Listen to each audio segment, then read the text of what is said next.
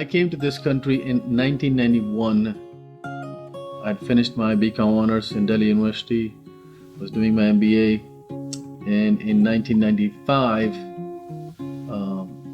25th of March, I started this business with my lovely wife. And her father, my father-in-law, inspired me and taught me all this to do business. And he got me into the domestic species. The first 3 years, that's all we did was domestic species. And slowly we branched out into doing mail order business and carrying some exotics, and then carrying some burrs and then slabs. And here we are, 22, 23 years later. We are quite successful and one of the biggest exotic wood dealers with the most amount of species in this country.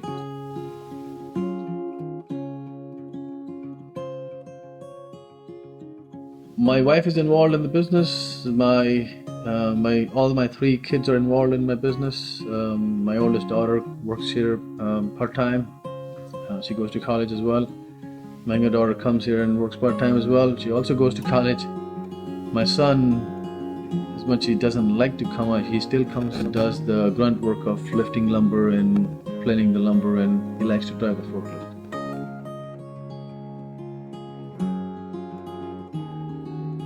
We were in New York for 21 years doing this business, and we were south of Buffalo in a small town called Olean, New York. Very cold, lots of snow. We decided to move to North Carolina because North Carolina has a biggest intermodal facility close to the Charlotte airport, which helps us import the container on a cheaper inland cost. It reduces our inland cost by $6,000 approximately a month, which was huge. Plus the weather is much better here. People are very friendly, and the demographic is way bigger than what it was in Olean, New York.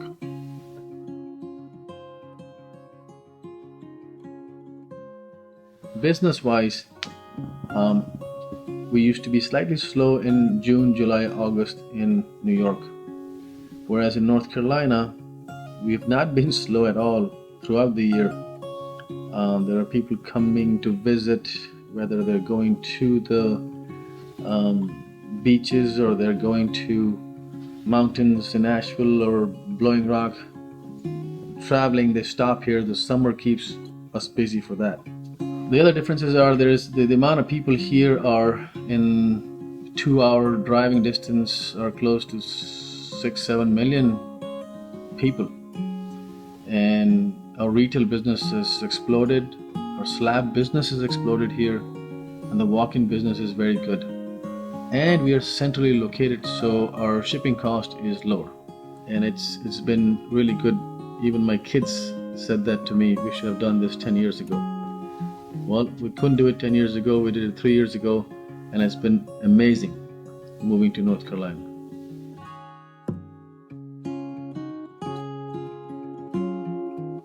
There are a lot of woodworking clubs around Conover where we are at, and there is the biggest one is in Asheville, the Wood Turning Club, and the Woodworking Club is in Greenville, South Carolina. All that influences our business significantly.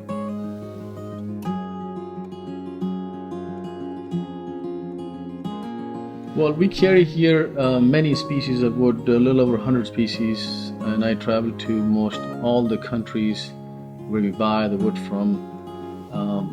In today's date, you have to really focus on buying the wood from legal sources who have legal paperwork, because it's very difficult to import species that does not have legal paperwork. The process of due diligence is I go there, I visit the sawmill, I visit the loggers, I look at their paperwork, I look at the legality of the paperwork, and we talk to the government of that country and see if it's all legal.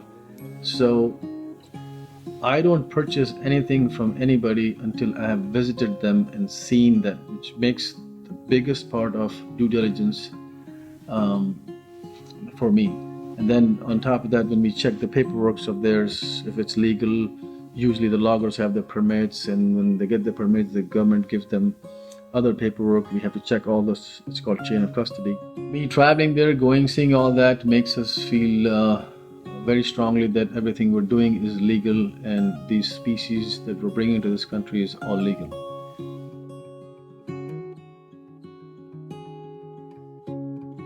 In many countries I go, especially in Central and South America, it's the Indians or the Mayans who have these lands, and they get the permits to cut these species, and then they further sell it to the middleman, and the middleman further sells it to us.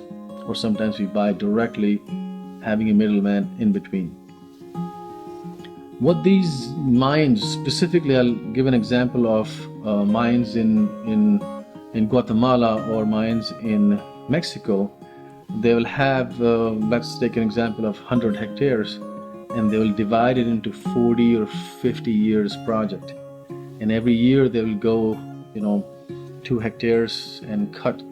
And the way they're doing this kind of stuff is where they're specifically cutting the trees. If it is 18 inches and higher in diameter, they will cut the tree. Otherwise, they don't cut the tree.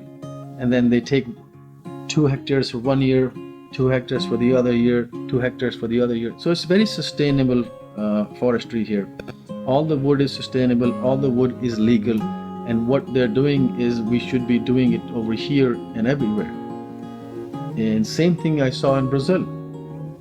When I went to Brazil, there the Indian people have the permits as well, and they're very carefully cutting the trees. They're not butchering the whole jungle. And I'm not saying that has not happened before. Today's date, it's getting very, very rare that those things are happening.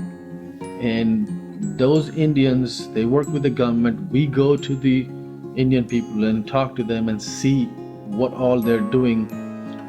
For example, I was in Brazil just 6 months ago, and I went to talk to the Indian tribe there. There they were leaving all these crotches, the first cut and second cut of the log. When it starts branching out, they cut it, and that branches and the top part just stays in the forest. When it stays there, it takes a lot of room, and it just sits there and rots. So we went to the Brazilian government and said, hey, is it possible for us to take those fallen trees, the leftover stuff from the trees, and consume it and make some furniture or make some wood out of it? They said yes, and we have started that process. So in next 6 months to a year, we will have all that stuff with the legal paperwork that this wood was going to just sit there and rot, and we're making use to it, and those Indians are getting the benefit of that, whereas the people in this country are also getting the benefit of that. So it's a win-win situation for all of us, and it's all legal. In Brazil, we recently I was on a trip in Brazil, and I saw a burnt dead log, a tree, standing tree, and I made an agreement with the person who owned the land, and it took him 6 months to go get the permit. That log was dead, tree was dead, standing, half burnt. When we cut it, it was completely burned. It was actually hollow from inside. It was such a big log. The butt was 10 foot 9 inches in diameter, that we could still get about 4,000 or 5,000 feet of good wood out of that. Those are the things we're doing to make sure that we're not just buying any tree from anywhere. And I'm going there. I mean, I'm at least gone 4, 5, 6 times in a year visiting these facilities. Another example is the Italian olive. Italian olive is, many people think that these trees are being cut. These are the plantation olive trees. They're being cut to produce the wood, which is not true. All they do is just prune the trees.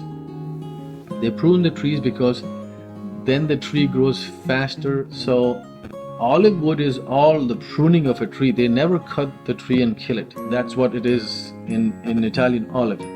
So giving all these examples tells you that the due diligence of trying to get the proper legal wood we're doing our best by traveling and seeing all this happen, so we get the confidence that everything is not just shown to us in an email or a piece of paper and we have to physically go and see it. We do that.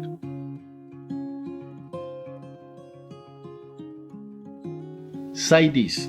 CITES means Convention of International Trade of Endangered Species.